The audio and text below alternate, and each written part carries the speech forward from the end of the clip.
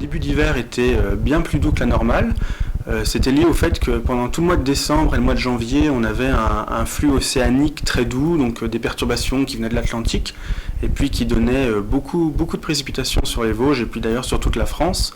Et puis ensuite, dès ce début de mois de février, ces perturbations ont été bloquées par l'anticyclone de Sibérie qui est descendu sur l'Europe de l'Est et puis qui est arrivé jusque chez nous et qui finalement a créé un courant continental froid de nord-est avec une chute brutale des températures et un temps plus sec. Et c'est vrai que généralement cette transition se fait un peu plus en douceur. Là, cette année, c'est vrai que ça a été assez remarquable puisque ça s'est fait d'un coup, en l'espace d'une semaine.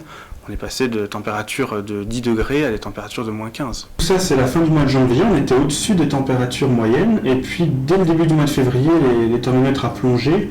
On est descendu jusqu'à moins 15 degrés le matin. Donc, c'est beaucoup plus froid que la moyenne.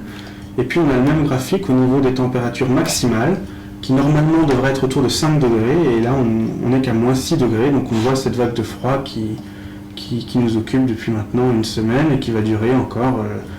Elle sera moindre, mais elle va durer encore quelques jours, jusqu'à la fin du mois de février. Alors, c'est exceptionnel dans la mesure où ça faisait 20 ans qu'on n'avait pas connu une vague de froid aussi importante, mais c'est pas si exceptionnel au regard de toutes les vagues de froid qu'on a pu connaître au cours du XXe siècle.